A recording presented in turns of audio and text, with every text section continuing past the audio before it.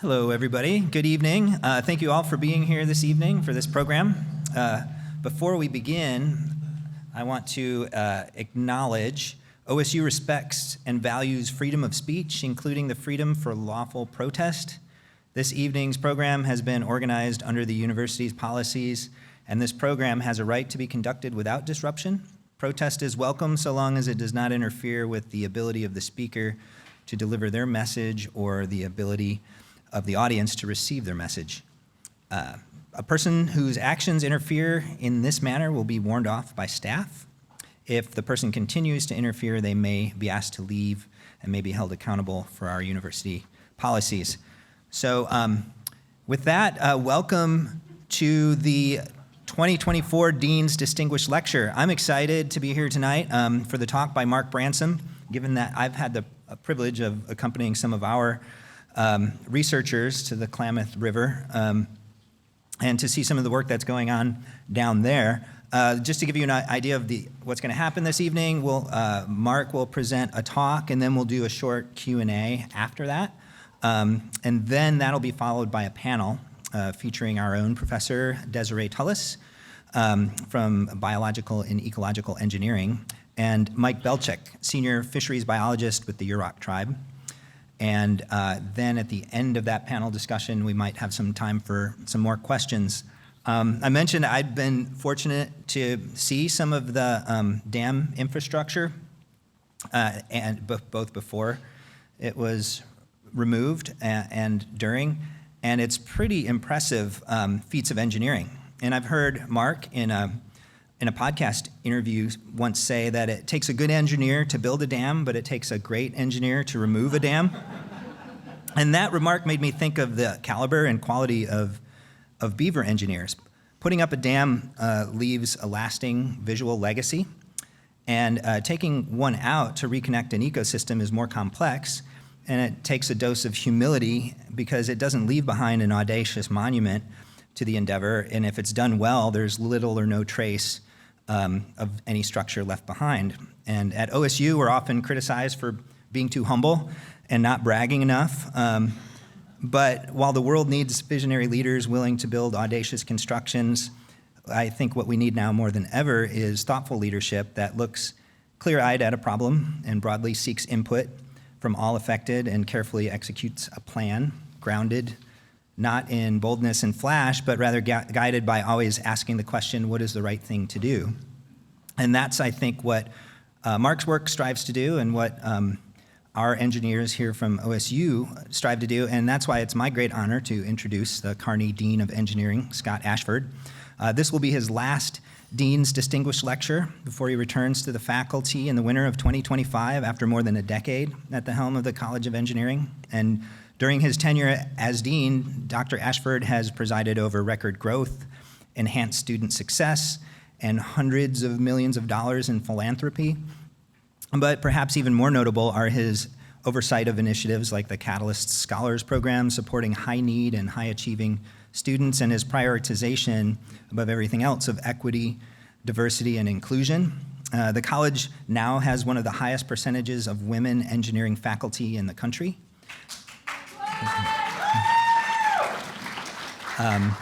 And was one of only 3 colleges nationwide to achieve the highest status in the American Society of Engineering's Education's Diversity Recognition Program. So Dean Ashford's leadership has embodied that unique OSU combination of audacity and humility. So let's welcome Dean Ashford to the podium in an evening that explores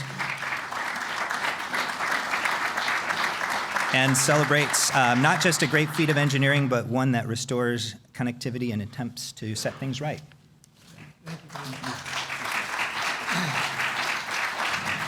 Okay, let's talk about clean water. Hey, good evening, everybody, and thank you for attending this year's Dean's Distinguished Lecture. If you don't know me, I guess you do now. I'm Scott Ashford, Kearney Dean of Engineering. I started the Dean's Distinguished Lecture to bring amazing folks here to share their work and to inspire our entire engineering community. This year's lecture is especially exciting as we focus on all things clean water. Mark Bransom is the CEO of the Klamath River Renewal Corporation, leading the massive project to remove 4 dams and revitalize the river and communities in the Klamath Basin. On a personal note, this has been a project my son Jake has followed for years and is going to be watching, I think, online tonight. Just such an amazing project. Mark has over 25 years of planning, engineering, and construction experience in water resources and environmental management. He has worked with state and local governments, federal agencies, tribal nations, NGOs, private sector clients throughout the Western United States. Mark has the technical expertise of an engineer, but is also a skilled facilitator, right? And building those relationships is so important to being a successful engineer. He can build consensus among diverse stakeholders and develop collaborative, transparent processes. That must have come in handy on such a large-scale project, so complex like the Klamath River Renewal. Mark is also one of our own, graduating with a PhD in civil and environmental engineering from Oregon State. I am so proud that Mark is part of our community, so proud that Mark is an Oregon State engineer, and I'm thrilled that we're all able to hear from him tonight. So please join me in welcoming Mark Bransom.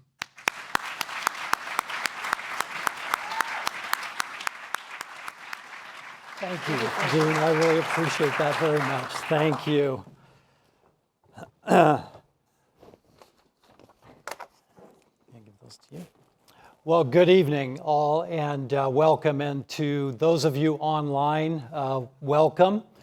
I very much appreciate all of you joining and sharing interest in this amazing and complex undertaking. It's certainly an honor for me to be here this evening, and it's also very much an honor for me and for the Renewal Corporation to play a small role in seeing this project through to successful implementation. The Renewal Corporation never fails to acknowledge that we're simply standing on the shoulders of our tribal partners, without whom this project would not be where it is today, and we always take time to acknowledge that.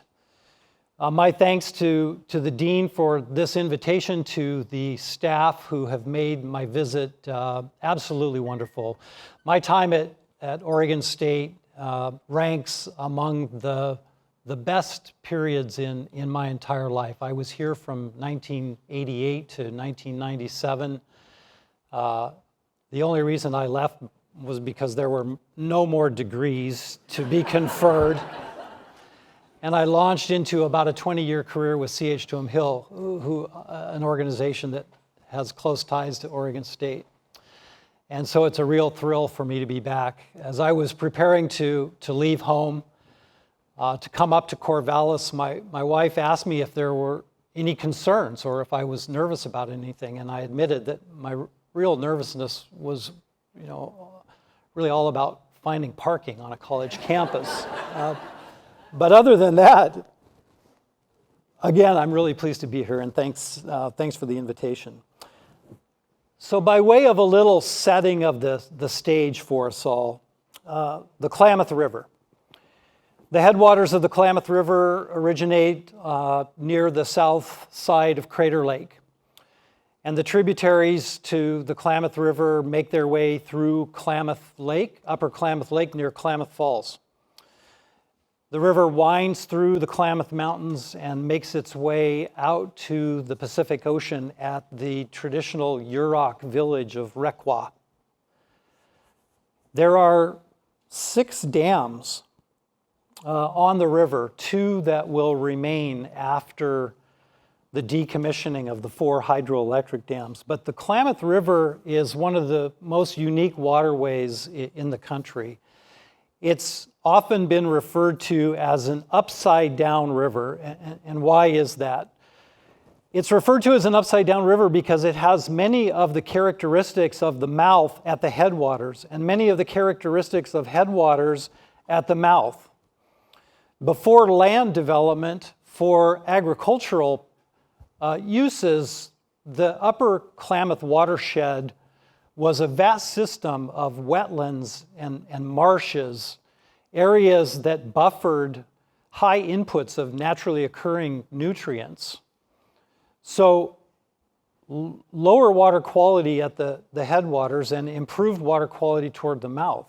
The delta of the Klamath River is at the headwaters, and it flows through canyons and straight out into the Pacific Ocean through rainforest. So it begins in desert and ends in its journey in rainforest.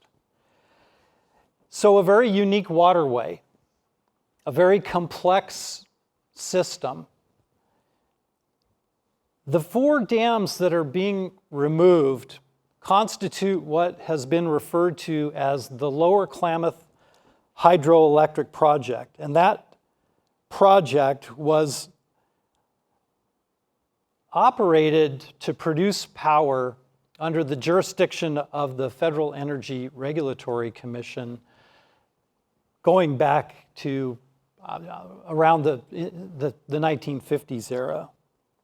The 4 dams were constructed between roughly 1911 and 1962 by an electric company known as COPCO. It was the California Oregon Power Company. COPCO is the acronym. And the dams were generally constructed by a single engineer and construction manager, John C. Boyle, for whom the dam at the top of the system near Keno, Oregon is named. And John C. Boyle was quite a remarkable individual who wrote a book, 50 Years on the Klamath River, in which he acknowledged that the construction of these dams was expected to have significant impacts, not only environmental, but social and cultural impacts as well. The 4 dams produced a relatively small amount of electricity, somewhere on the order of 90 to 100 megawatts of power.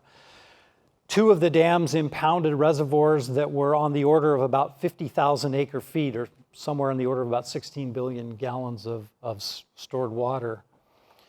The lowest of the 4 dams, Iron Gate, is an earthen dam about 173 feet tall, produced about 20 megawatts of power. The next upstream dam, the 35-foot tall COPCO No. 2 diversion dam, diverted essentially the entirety of the Klamath River as it was released from COPCO No. 1 just upriver through a series of tunnels and large wood stave flow lines to a powerhouse almost 2 miles downriver, effectively dewatering that entire stretch of the Klamath River for over 100 years. COPCO No. 1, about 125-foot concrete structure, 125 feet above the river, and an additional 125 feet below the river because of poor foundation conditions. J.C. Boyle constructed in 1950s about a 65-foot tall earthen embankment dam with a concrete spillway structure. These dams operated and functioned to spin turbines to produce electricity. They were not operated for flood control, and they did not store water for municipal or agricultural uses. So they were essentially operated as run-of-river facilities. The amount of water that was coming in was essentially the same as the amount of water that went out. They provided very minimal flood control benefits simply because of the detention capacity of those reservoirs to shave off flood peaks, but they were not operated for flood control. And removal of the reservoirs and the dams has no impact on agricultural users. The 2 remaining dams that I mentioned are important facilities for the Klamath Irrigation Project, originating up out of Link River Dam at Upper Klamath Lake. And the operation and control of the river will continue to be located at Link River Dam after these dams are removed. So the Link River Dam at the upper end of the system at Upper Klamath Lake and the Keno Dam just downriver will remain in place for the foreseeable future. Both of those facilities are expected to have fully functional operational fish passage, both upstream and downstream, if not immediately, but then in the near future.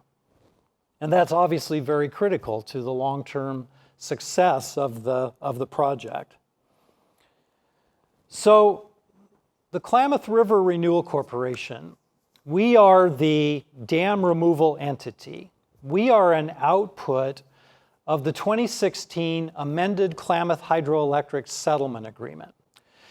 So back in the 2005, 2007, 2010 timeframe, when the operating license for the hydroelectric project was set to expire, there was a massive undertaking that culminated in the development of companion agreements known as the Klamath Basin Restoration Agreement and the Klamath Hydroelectric Settlement Agreement that would have brought significant federal funding and would have produced significant certainty for the irrigators. It would have brought funding for restoration. It would have allowed for decommissioning of the dams. It was a massive undertaking to integrate restoration activities across the entire Klamath watershed. Hundreds of thousands of acres of land back for tribes, money for restoration, and a variety of other benefits. But in the 2015 timeframe, Congress did not act to pass that legislation. So the companion agreements, the KBRA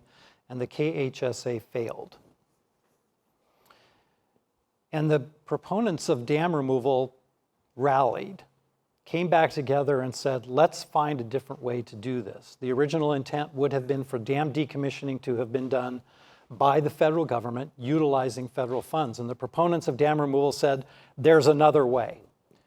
And that way was to pursue the normal course of facilities decommissioning through the Federal Energy Regulatory Commission process of transferring the license to a nonprofit dam removal entity for purposes of getting license surrender and approval for all of the decommissioning plans to remove the facilities.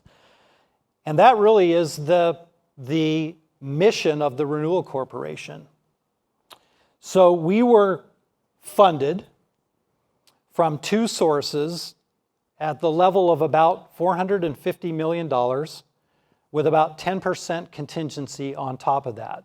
That budget was established back in the 2009-2010 timeframe. And we'll deliver the project in 2024, 2025 for $450 million plus 10% contingency, which I fully expect to rely on.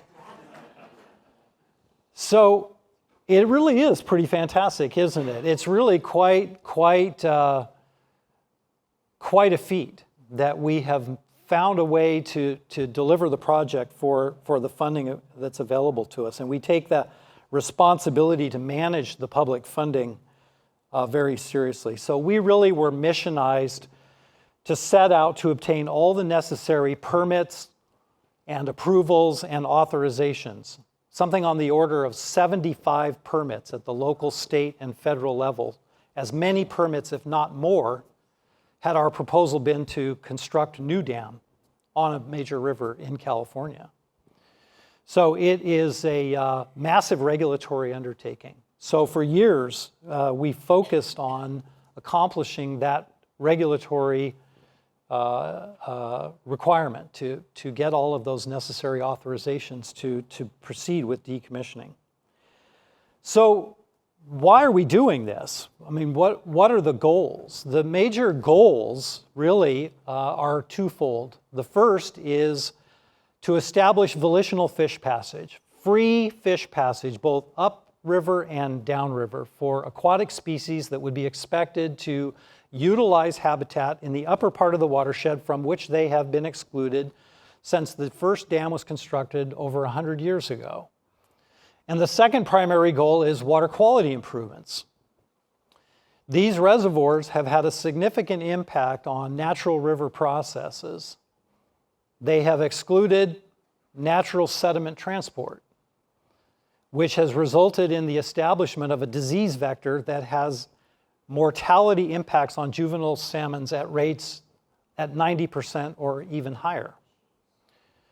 These reservoirs heat up under the hot summer sun, and promote the growth of toxic blue-green algae blooms that have significant impacts.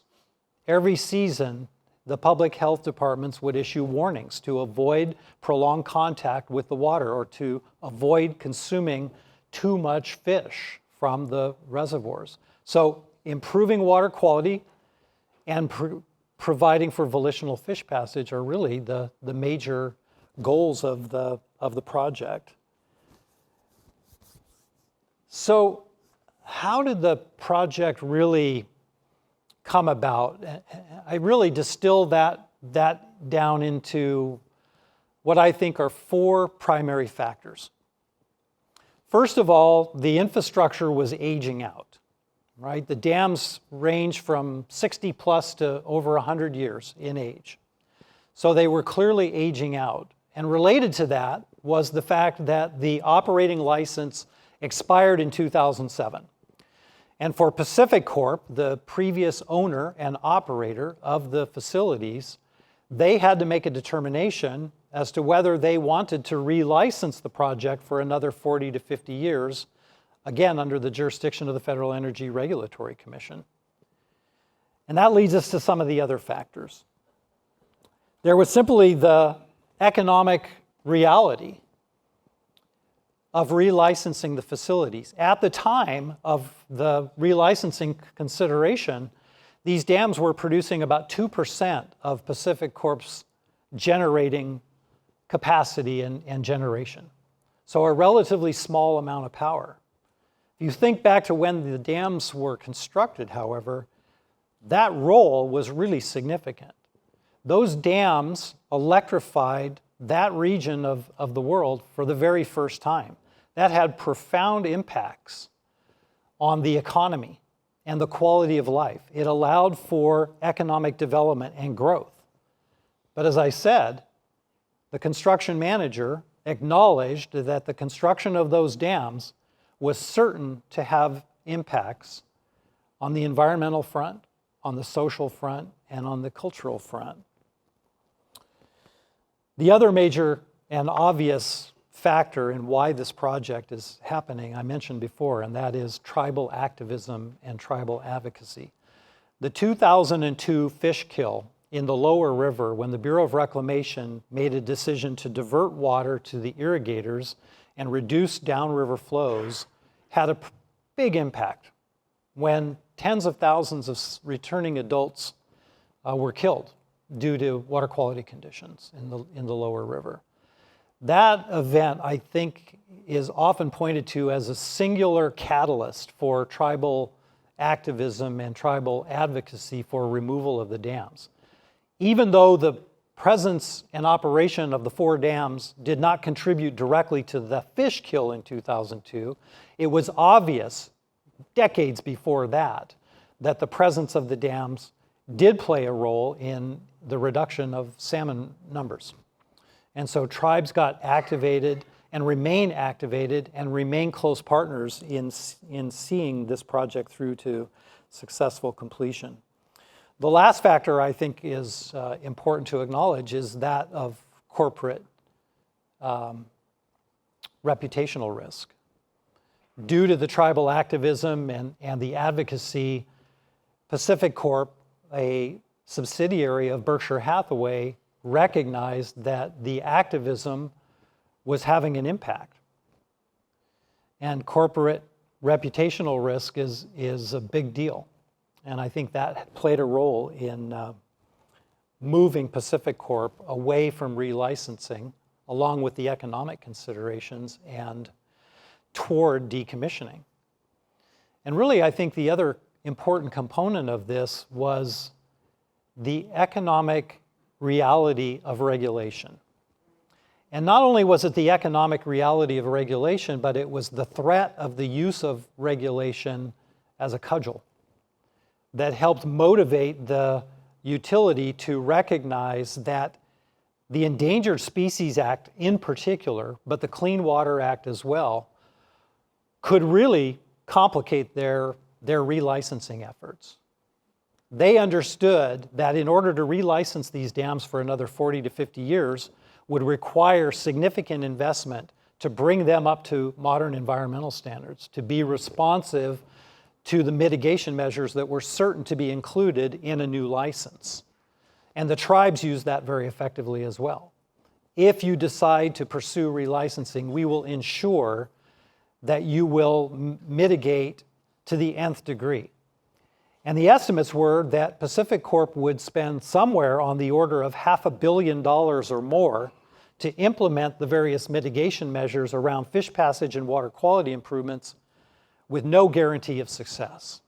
And so the economics and the regulatory framework, along with the tribal activism and tribal advocacy, I think really drove the decision there.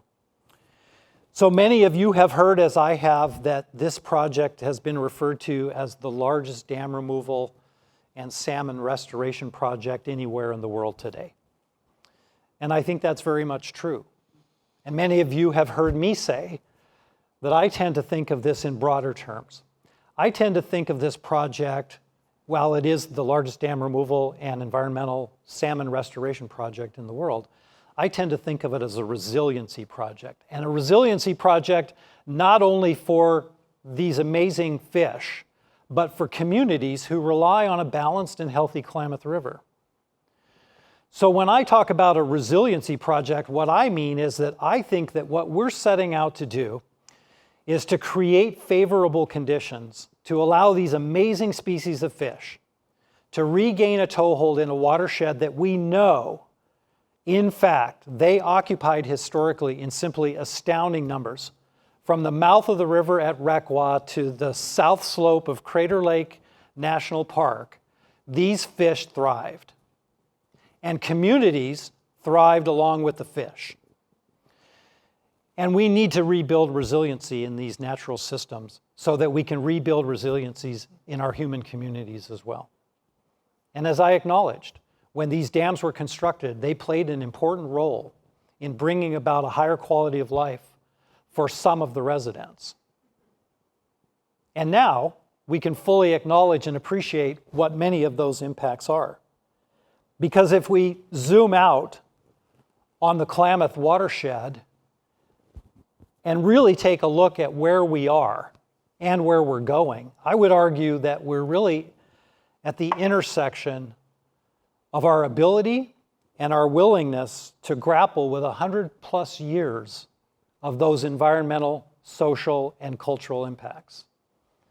But because I know y'all really like a good transportation engineering metaphor, maybe I should refer to it more as a roundabout than an intersection, because in its purest form and function, nothing ever really comes to a complete stop. Right? What we're grappling with are really critical matters. Things like river health, human community health and well-being, economic growth, food production, how we value and prioritize resources. And at the end of the day, these things and others really represent changes in the arcs of generational ways of life. And some of those arcs are bending back toward traditional ways of life, and some of those arcs are bending toward changes in more recent generational ways of life. And no one of those is necessarily more important than the other. But as a society and as cultures, we have to grapple with that. And the bending of these arcs toward traditional ways of life and changes in those traditional ways of life is really at the root of this. And this project brings out all manner of perspectives and ways of thinking about things. When I came to this project, despite having 25+ years of working with tribal nations and tribal entities in the western United States, I naively thought that all of the tribes on the Klamath thought about this project pretty much the same way, that they were supportive of dam removal and salmon recovery. And that's certainly true to a certain extent. But it didn't take me long to figure out that for the Shasta people, for example, whose homelands are the hydroelectric reach of the Klamath River, who were displaced that dam removal cuts more than just one way. While they are supportive of their neighbors upriver and downriver and supportive of salmon recovery, they were a fishing people as well. For them, the presence of 150 feet of water sitting on top of traditional cultural resources, including villages and burial grounds, afforded protections that are no longer in place. And so for Shasta people to think about the loss of those reservoirs, there is nothing worse for a traditional tribal person than to be that generation responsible for the potential loss of ancestral remains, or to have to be on the front lines to combat looting and vandalism of these traditional cultural resources. And so for me, this has been a real education to better understand differences in how tribes think about this project. And it has certainly informed the way I have approached and have been working on the project. Local communities around the reservoirs. I lovingly go to these communities and engage with locals to better understand the various perspectives. And I've come away from many, many conversations with folks who live around the reservoirs acknowledging that there really are a couple of different ways of seeing things related to dam removal. There are the folks that view this through the lens of way of life. These are individuals who will say to me, Mark, here we go again. Environmentalists and Indians coming to our poor rural county and telling us what we're not going to do anymore because you all don't like or appreciate our environmental ethos. We had mining, don't have mining anymore. We had logging, we had the spotted owl, we don't log anymore. All those good paying mill jobs are gone. Agricultural water use under assault because it's harmful to fish. All right, here we go again. The second lens that a lot of people see the project through is directly related to their quality of life. For people around the reservoirs, the loss of those lakes, the loss of the opportunity and the ability and the memory of hosting family reunions across the generations, the kids coming back home to take the boat out on the lake, to walk down to your dock on the lake edge with your morning cup of coffee and watch the sunrise and the wildlife and the pelicans. These are impacts. The couple at the kitchen table who said, Mark, this home on the lake was our retirement account. This is our 401k. We were going to sell this place when we needed to move down to Redding to be closer to medical facilities. Who's going to buy a place next to a moonscape? What's it going to look like when the lake is gone? Is it going to be healthy? Is it just going to be a dust bowl? We don't know. These are real impacts. And these are different lenses through which people view projects of this magnitude. And it's important that we hear these people and do what we can to acknowledge and be empathetic with their situation. And yet the impact on fishing people and indigenous people is equally important, or more so. And we really have to find the balance, because what we're setting out to try to achieve here is a rebalancing of the Klamath River for communities. So where are we? I'm supposed to be brief. We are ahead of schedule on the largest dam removal and salmon recovery project in the world. We are underway with the final removal activities on the remaining 3 dams. Between June and September of last year, we removed the Copco number 2 dam completely. And as of today, we are well along with the removal of Iron Gate Dam, Copco number 1, and the J.C. Boyle Dam. We have been monitoring upper basin hydrologic conditions because we do not want to remove the earthen embankment dams any faster than we can accommodate a high flow event. From a dam safety perspective, we always have to retain enough dam structure in the event that we get a high flow coming through. When we get into early June, the probability of that high flow event drops way down, at which time it is all out. And we expect to be completely done and completely out of the river by September of this year. And then we pivot into really the final restoration phase, We've already put down seed on 2,200 acres of reservoir footprint, 65,000 pounds of seed. We have 19 billion seeds of 100 native species that we collected by hand, transported over to nurseries that grew more plants to produce more seed, 19 billion seeds of 100 species. We will start next month with habitat restoration work on the main stem and half a dozen important tributaries to the river that are bringing clean, cold water into the Klamath River for the first time in 100 years. So we're really well underway. We've got 1.5 million cubic yards of earth material to move, 25,000 tons of steel, almost 1 million cubic yards of concrete. The most significant engineering and constructability challenges on this decommissioning project, because in reality, this is not a complicated project.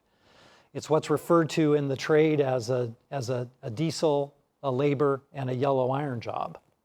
We're not building anything sophisticated, but it's complex enough.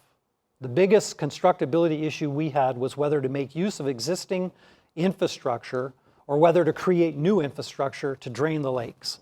Did we dare to reopen 100-year-old diversion tunnels that were used to route the river around the construction site with a lot of uncertainty as to structural integrity, hydraulic capacity, and other questions?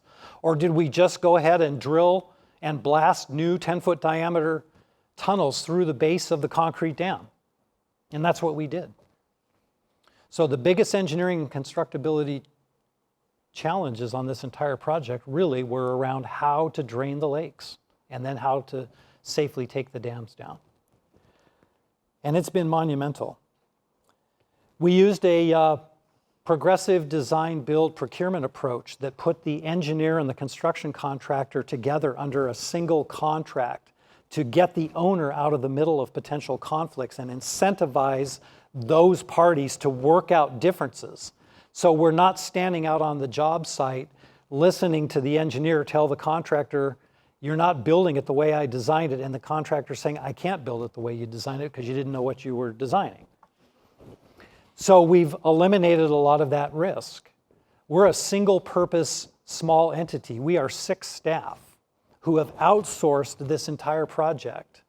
And so risk management is really probably the most significant thing that we are responsible for to our funders and to the parties to the settlement agreement. Traditional ecological knowledge is playing an incredible role in the restoration activity. We have been fortunate to have tribal participation from very early on to help us ensure that the restoration activity combines traditional ecological knowledge with Western thinking on river process-based design. And so I'm really happy that we've been able to marry these two things together and really have seen direct improvements in what we're doing on the ground. There are researchers. Oregon State is leading the pack with regard to the efforts to monitor and to look at the transformation in the river during and after dam removal. And I'm very appreciative. One of my board members was the former director of the Stanford Woods Center at Stanford University, and I took a look and I said, we really have to do something to try to motivate and compel more researchers to get involved now, because we weren't seeing the focus. And since we did a little outreach, including to Desiree and others, we've seen that, and I'm very appreciative of that, because it's really important that the Klamath Dam Removal Project serve as a model for future projects, whether those include dam removal or are simply landscape scale restoration activities. We want to do everything we can to ensure that lessons learned and best practices and research done on this project inform future projects. And so we're going to make sure that we do that. What does it all come down to? 30 years in this business, working around hydroelectric facilities, water resources, engineering and planning, and habitat restoration work. No surprise to you all, it comes down to people, how we show up, how we treat one another, and how we communicate about things. It comes down to how we think about success and how we think about integrating our goals and their goals. What is it that we can give to get? How do we treat one another? And that's really the bottom line, folks. So what does success look like on this project? Success has a lot of different manifestations. For many, it's when the salmon come back, when tribal people are able to harvest fish and return to a healthy diet and sustained fisheries. For other people, the reservoirs green up and they have a healthy river flowing past their homes. All of those things are important measures of success. And I have various ways of thinking about what success looks like on this project. Let me get a little further down the road and then we can talk more about what success looks like. But I want all those things too. But for me, when I drive through the small mid-river Klamath community of Happy Camp, and the sign at the edge of town that has welcomed people to Happy Camp, the steelhead capital of the world, has been repainted and hung square and the posts straightened and planted a little deeper in the ground. And people are, in fact, coming back to Happy Camp to enjoy a restored, healthy, balanced Klamath River, to see fish return, to see healthy human communities. Then we'll know we've achieved some form of success. With that, ladies and gentlemen, I thank you for your interest and your attention, and again, for the opportunity to be with you all this evening. I hope I've inspired you, answered a few of your questions, inspired you perhaps to do a little bit of your own research and thinking about what the Klamath Dam Removal Project is and what it can be and how we might do projects like this elsewhere. I'm happy to stand for your questions. And again, I thank you from the very bottom of my heart for your time this evening and for your attention. Thank you. Thank you, David. Sit down? Sure. Thank you. I think they have me mic'd still. Oh, yeah. So we'll start and then we'll invite the other. Okay. So, turn it up.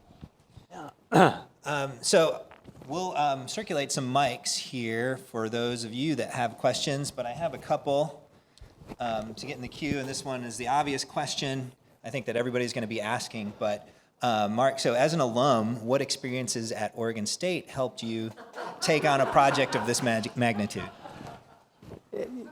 Can you all still hear me? Am I still hot, Mike? Okay, yeah. Thank you for that question, David. As I've reflected over the years, it's not difficult for me to come to the conclusion that Oregon State and my relationship to the Oregon State community and the relationships that I formed with fellow graduate students and faculty members and really the whole lived experience at Oregon State significantly influenced my approach to projects, not only of this type, but projects on a much smaller scale that I undertook in the intervening years between then and now. But I think that I took away some really valuable lessons. The foundation for how to be an engineer was probably most pivotal to that. Oregon State does a tremendous job of teaching engineering skills, but how to be an engineer is something that not all engineering programs do nearly as well. And I think that was a really important and valuable experience that I had here. Communication, as I said, it comes down to people and how we show up, how we treat each other. And the personal interaction that I had with faculty and students really goes to the heart of it. People can get a good engineering education a lot of places, but at Oregon State, I left with a broader skill set that allowed me to go out into the world and really integrate. I think the things that I brought to this job, I can directly come back to my experience at Oregon State.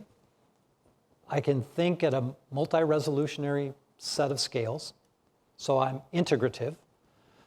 I learned how to communicate, and I learned how to think about risk. And those three things have really served me well through my entire career, and I think were really things that I benefited from taking away from my time here at Oregon State. Yeah, thank you for that. And here's a question that came online. You kind of answered it in your talk, but I think this is emblematic of a lot of the questions people outside of the project will be asking, but how does the value of dam removal exceed the value of clean energy and recreation generated by the dam?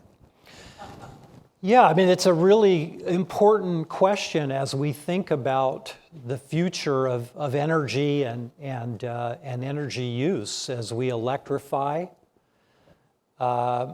We have to be more thoughtful about how we hit the grid, right? And what are the sources of generating capacity and generating facilities that we're going to need. I'm not an expert in that field, but what I will say is that, like all infrastructure, these dams and others age out, right? And we have to think about the impacts. And I think to the extent that we start thinking about building in decommissioning costs to the cost of building facilities in the first place, we're getting ourselves a little bit ahead of the curve. So we're not always trying to figure out, when a piece of infrastructure is ready for decommissioning, how are we going to do that? So it's really a balancing act. And great conversation out at the reception this evening about all electrical generating capacity and facilities have impacts. Electricity has impacts, right? And we have to be more thoughtful about that as we weigh the benefits and the costs of how we generate our power. Great. Are there questions in the room? Raise your hand and we'll see if we can get you a mic right up front.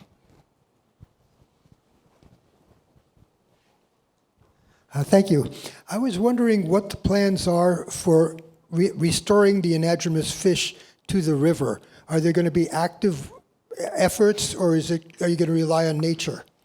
Yeah, did everybody hear the question okay? Yeah, recovery and restoration of fish. So it will be active. I think it's going to be a combination of active reintroduction and passive efforts, or passive reintroduction and returns.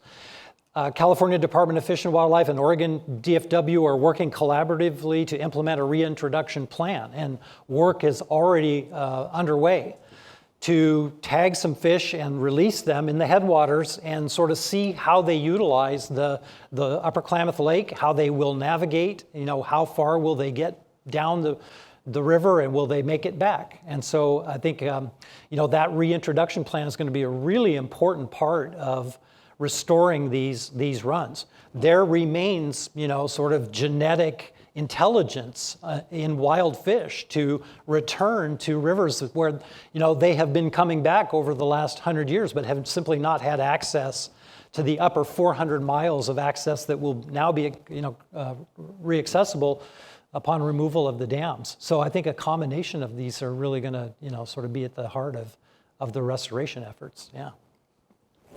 Great. Any other questions? Another one up front. Who owns the property that is now available?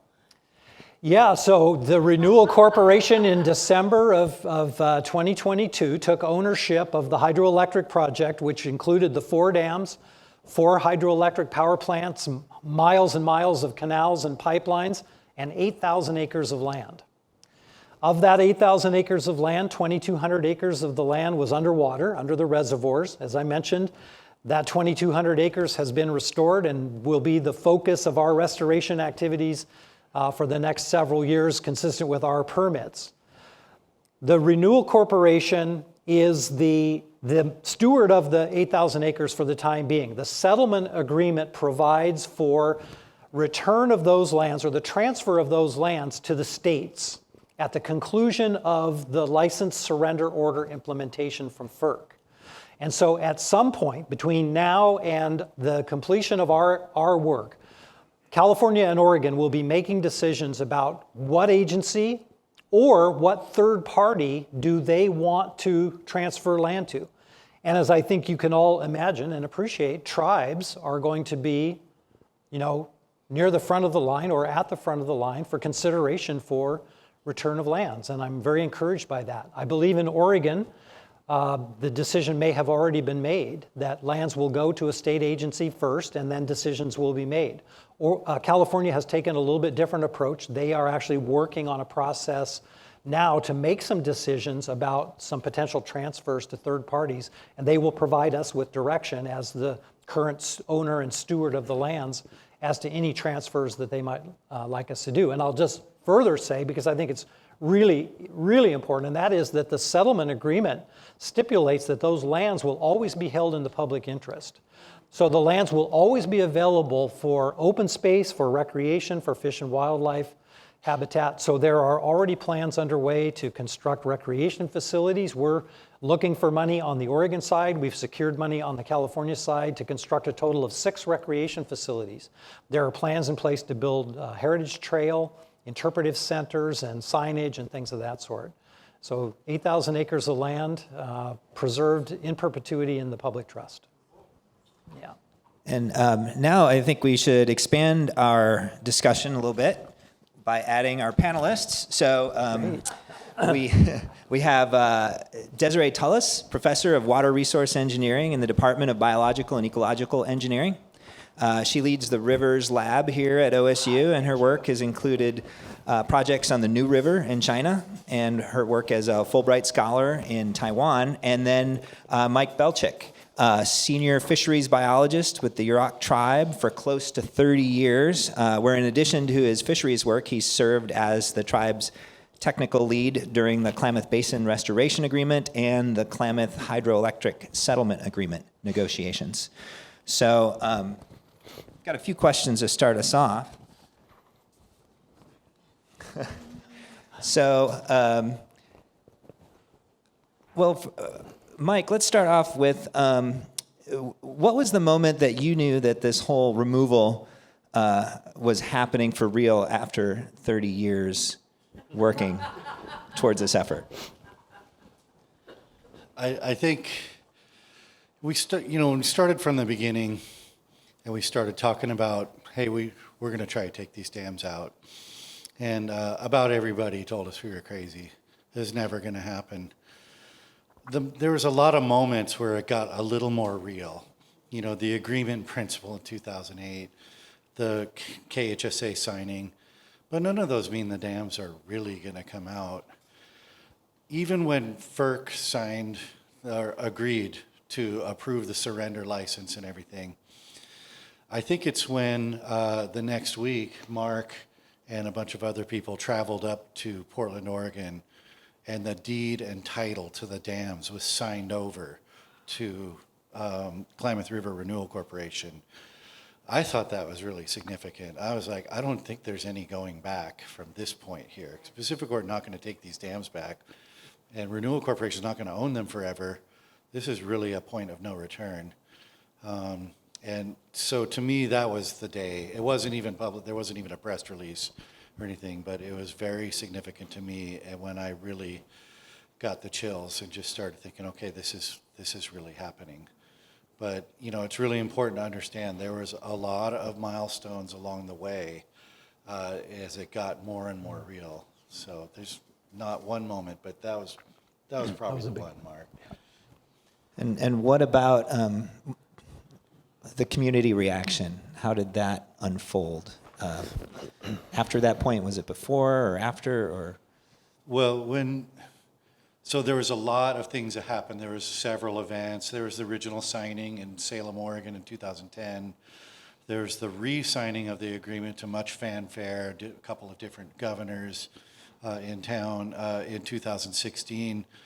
But I think the one that stands out the most is November 17th, 2021, or was it 22? 22, when FERC signed the order, and we live streamed that to the River Bar down in Orleans, a place that has no cell phone reception. Brought Starlink dish and a generator. It was 30 degrees. It was 7 o'clock in the morning. FERC put it on the consent calendar, and the people in attendance there were not just tribal government leaders, but a lot of the activists that you saw in those pictures. I mean, I saw Annalee, I know most of those people, and they were there on the river, and we celebrated that day. And so the community reaction has been really celebratory downriver. I think, you know, upriver, I know that it's a lot different. I see the social media, I know the posts are going down. And, you know, honestly, I have empathy for them.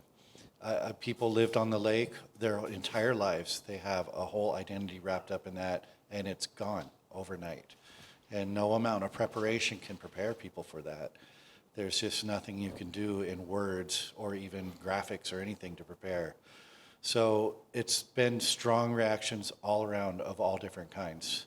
I haven't really met anybody that doesn't care, that's for sure. Great. And then I have a question for Desiree. So as someone who studies water quality, what type of opportunity does this particular project present to you, and how has your work in water quality evolved through the before, during, and after the dam removal process? I think I'll start my response to that with a conversation that Mike and I had early on in this project. So Brian Tilt and I are co-PIs on a project funded by the Oregon Sea Grant. We got a small seed grant to get started, and then we got a bigger grant. But after that, but during the first seed grant, we were talking to Mike and some other folks about the dam removals and trying to build partnerships and collaborations. And there's a lot of conversation in the Klamath about water quantity, how much water is there. And Mike was the first one really to sort of, and I paid attention to water quality, something I care about, but Mike was the one really who drew our attention. It's like, hey, y'all really got to pay attention to this part, this water quality thing. Everybody's talking about water quantity, but water quality really matters. And so that really started to drive the conversation in the direction of, well, what do you mean by water quality, right? If you ask the Clean Water Act, it means one thing. If you ask the tribes, it might mean another thing. If you ask Julie Alexander, who does disease risk, it might mean another thing. And so it's kind of like this concept of river health. What do we mean by water quality? What do we mean by river health? So it's actually opened up a ton of opportunities for us to study all kinds of things, everything from reservoir erosion and how that impacts sediment in the river to dissolved oxygen and how much water, oxygen's in the water for the fish.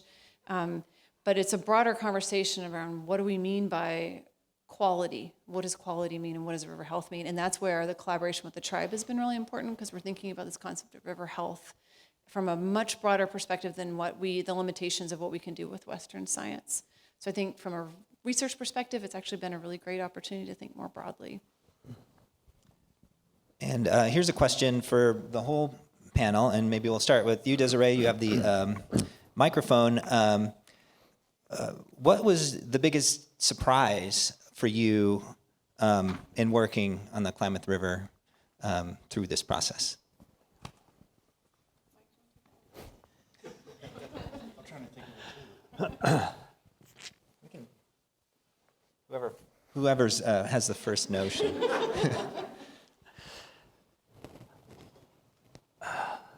That's a tough one. I mean, it's been a project for me, full of surprises. I think I alluded to it, or maybe I was very explicit when I, offered that in my naivete, I thought tribes viewed this as, viewed it the same way, that dam removal is a really good thing because it's, an opportunity to restore fish runs, but to really better understand the nuances with which tribes view the project and what dam removal can mean, I think has been a surprise in a very pleasant way. And it's been an educational opportunity when we, are given those kinds of surprises in those moments, if we can reflect and ask some questions and use it as an educational opportunity, it can really be beneficial. And that's an example for me. I think for me, I'm starting to congeal around this concept of relationships, right? So as scientists, we study relationships between, for example, the physics of water and the chemistry of water, and we're all really comfortable in working in that realm. But when you do place-based research like we're doing in the Klamath, relationships between people and relationships between the ecosystem matter so much. And I have over and over again been reminded of how important it is to build the trust, to build the relationships, and how much joy and satisfaction I get out of building those relationships, as much as I do of immersing my face and my body in the river and getting to see and explore it and understand it. The relationships between people, with whether it's students and the students I get to spend time in the river in the car with, or with Rachel as we're doing podcasts, or with Mike as we're trying to figure out what the hell it is we're doing in this project. It's, the relationships between people, I think, is probably, and the importance of that, and the deep satisfaction I get from that, I think has probably been the biggest surprise for me. Do you have something to add to that, Mike? Never surprised. No, just kidding. I think back to the beginning, right? And we, like I said, everyone told us we were crazy and we were never going to pull this off. And two things are true in my head. One is that I thought, yeah, there's no way we're going to pull this off. And the other truth in my head at the exact same time is this is inevitable. We're pulling this off. This is going to happen.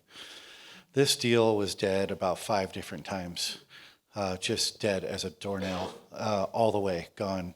And every single time we could not accept failure as an option, and we figured out a way to make it work. So the fact that it happened is one of the, or it's happening right now, is one of the really big surprises. I'd say in my own personal development, you know, I'm a scientist. My title now is policy analyst instead of fisheries biologist, reflecting a broader focus. And I think early in my career, especially when we started, my perception of the way things that got done in here was in the FERC process, the development of science, winning a court case, and all that. And I looked at direct action as something that was an outlet for people so they could express their feelings. But I really underappreciated how much it could matter and how much it ended up really influencing the decision and the negotiations. I will never underestimate direct action again. It was quite influential in this process. And a lot of my dearest, truest friends are some of those activists. So I think that was a big surprise to me, just how much that mattered. And I think, too, that, you know, students or people thinking about making a career, thinking about making something big happen in the world, I hope you're inspired by this because it can happen. You got to play your cards right, get some luck going your way, get a good team around you, but it can happen. It's just as big a surprise as anything. Well, let's open it up. Does anybody have questions they'd like to ask to the panel? Frivolous question. This is a frivolous question to you all. Listen, I really want to see the J.C. Boyle Dam go down. And I studied all the Forest Service roads, and you have blocked all of them, including the campground. So I can't even stay at the campground. Do I have to like get a drone to fly over it? No, please don't fly any drones over the construction. Yeah, so drop off of Highway 66 at the old Pioneer East and head up Topsy Grade Road to the BLM campground there. And even though the campground's closed, you can walk down to the edge of the reservoir and look across the river and watch Boyle Dam. Don't wait. You better go fast. It's moving. If you want to see it. We're removing it. We're removing it. So yeah, that's your viewing location.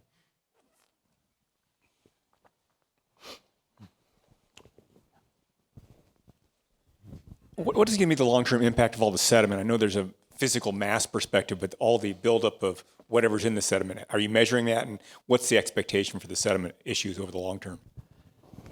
You want me to start? You want to do it? So we estimated that there was somewhere on the order of about 15 to 17 million cubic yards of sediment that had been blocked by the dams that accumulated behind the reservoirs. Of that 15 to 17 million, somewhere about on the order of 5 to 7, or about a third of the total volume, was mobilized during the drawdown of the reservoirs draining out the lakes.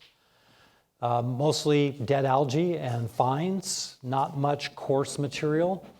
The majority of that material is making its way down to the ocean, and much of it already has entered the Pacific Ocean and is dispersing. We're monitoring currents through a system of buoys with directional monitors and turbidity monitors at the mouth, so we know where the currents are going, where it's dispersing the sediment. Permit writers basically looked at modeling and did some of their own modeling and said somewhere on the order of about 24 months before turbidity levels would be expected to drop back to background levels. We drew the reservoirs down in January and February. We probably didn't mobilize quite as much of the sediment as we had anticipated, but we had water in the system because of a wet spring. And NOAA Fisheries and the Bureau of Reclamation collaborated in consultation with tribes to release pulse flows to geomorphological ESA flows, or some such name they had.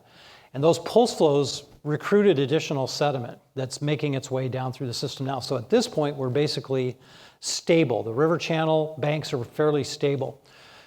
Sediment quality, lot of investigation. Going back to the relicensing period in the early 2000s, EPA studied and did reports.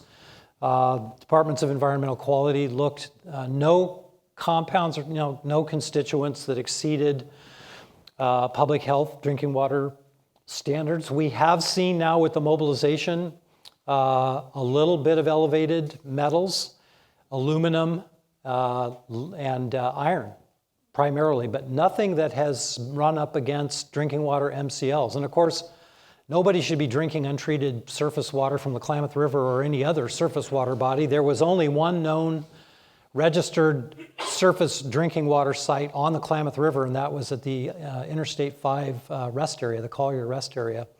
And we brought in temporary potable supply. We shut down their filter plant, brought in temporary potable supply just this week. The Caltrans is firing back up the filter plant because they can start using river water again. So the turbidity levels have dropped. Our testing results don't show any metal levels of concern. Bioavailability is low, and conditions are continuing to improve. And that's true downriver as well. Yeah, downriver, you can't really tell. The river's so much bigger. But I would also point out that Iron Gate Reservoir was there for over 60 years, and Copco was for over 100 years, neither one of which had any sediment reintroduction program below there. So rivers transport water and sediment.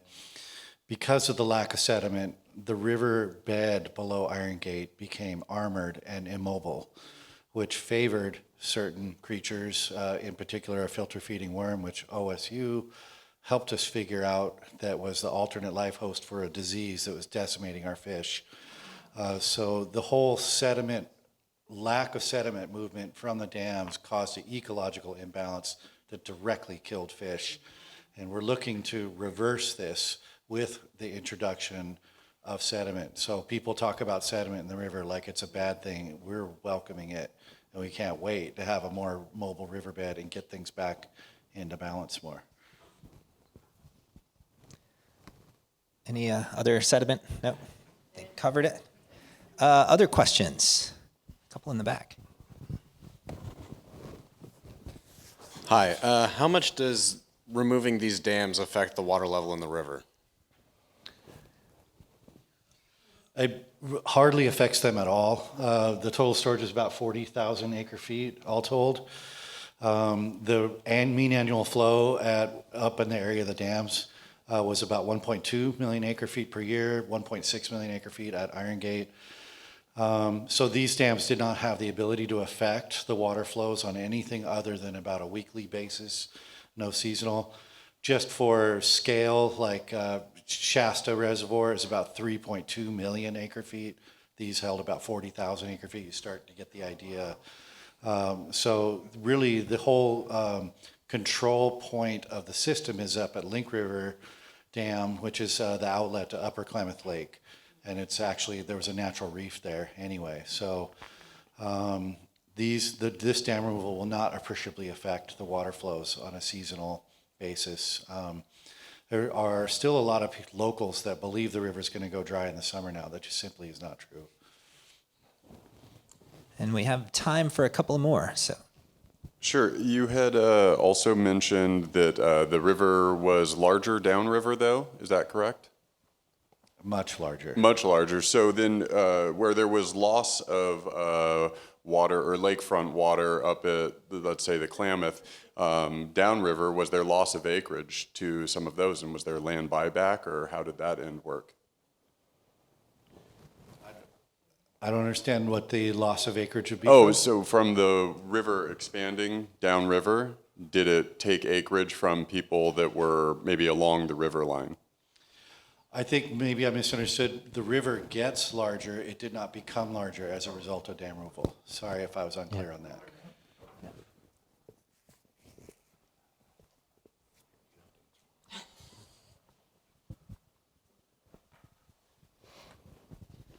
I was just wondering about the two upper dams that aren't being removed, if there's any plans for removing those in the future, if you've heard anything. And then also I've personally been contacted by the tribes up there about the sucker fish, and I'm wondering if there's any implications of these dam removals on benefits for that fish.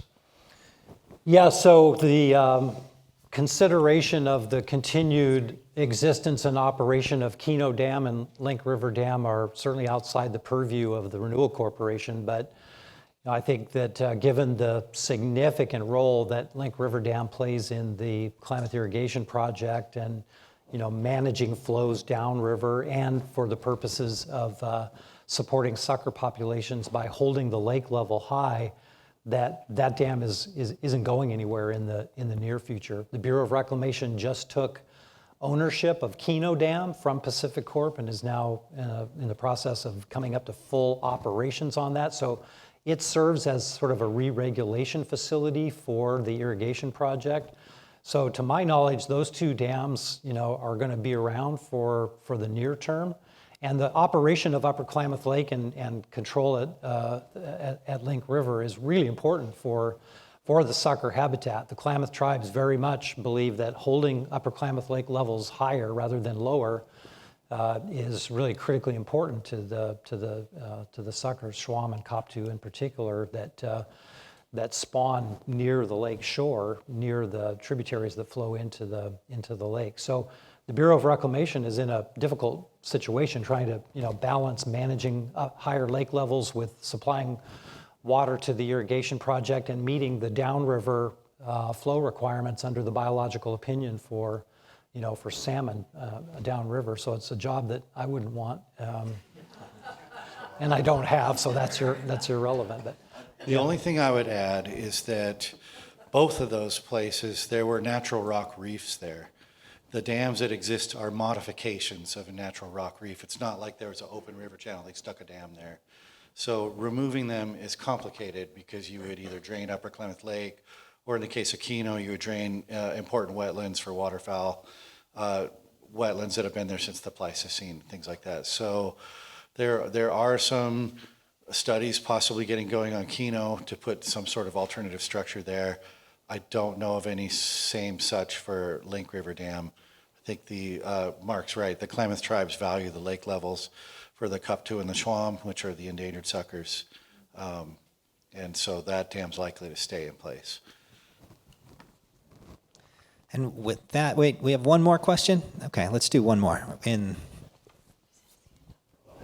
This may be out of the purview of your project, and there are a lot of ways I could ask it, but I have driven through that area in the last 11 years annually, and I routinely see the fields being irrigated at noon when it's 100 degrees outside with water spraying up in the air, which I know is about the most inefficient way to use water to irrigate.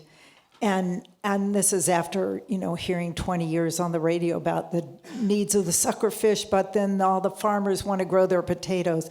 And, potatoes are not endangered. And I just kind of wondered why, I guess my big question is the irrigation also going to be made more sensible, like to be drip irrigation or to help preserve the waters of the river? do you want to, you take that one. Well, so first of all, just recognize that this isn't the dam removal topic. This is a separate topic. I think right now we're in the midst of working out different ways to manage that project. Probably the simplest way would be to limit the amount of water they get. They get to be as efficient as they want. That's probably the simplest way to put it without getting too much into it. And those things are happening. The other thing that's really important right now is that there are other large-scale restoration projects, almost as big as dam removal. Agency Barnes Lake is now coming online. It's going to be part of Upper Klamath Lake. That's 14,000 acres. It's 20 square miles of new wetlands that's going to be added to the side of Upper Klamath Lake. They're talking about doing water management a far different way, routing water through refuges. I really think 2024 is going to be a pivotal year in the Klamath with dam removal, agency barns restoration, other restoration projects, partnerships between tribes and farmers forming around a common goal of restoring fisheries. I think we're really going to be talking about the Klamath in terms of the before and after days in 2024. It's a pivotal year in a lot of ways. Great. Well, we had one more. Yeah, you had your hand up. I had a similar question about the future implications of the Klamath Dam removal project, and I assume that the Restoration Collective, their role is going to continue with monitoring and keeping up with the Klamath Dam removal, and you did answer about the other 2 dams on that site, and I was just curious if beyond that there were projects that you were interested in working on, or what you see in the foreseeable future. I've heard about the wetlands. I thought that was really interesting, but yeah, if there was any future implications beyond that for dam removals and in the foreseeable future. There's a lot of different stream restoration projects, not only above the lake or above the dams, but in the side tributaries, the Shasta, the Scott, Trinity River, all have projects going on. The tribe we're working with, other tribes, the Karuk tribe is doing a lot. Our partners, the Klamath tribes, are doing a lot. There's a lot of different partnerships, environmental groups like Trout Unlimited. There's a lot going on. There's significant amount of funding. And right now, people are trying to figure out like the big plan, like the restoration. So we're solving the critical elements. We have the passage with dam removal. We have the water allocation, routing of water, and the management. We're solving or trying to work on the water quality issues and the restoration of wetlands. And then we're working on straight up stream habitat restoration in terms of, process-based resolution, connection with floodplains, remeandering rivers. All of those things are going on right now, and that's what I meant when I said this is going to be seen as a pivotal year. So it's pretty exciting, actually. Well, with that, if tonight's discussion sparked your interest in water quality, consider attending tomorrow's Clean Water Showcase right here at the LaSalle Stewart Center. So I'd like to thank our panelists, Professor Tullis, Mike Belchick, and of course, Mark Bransom. And thank to you for all of the important work that you all have been doing, and thanks to you for attending tonight. Thank you.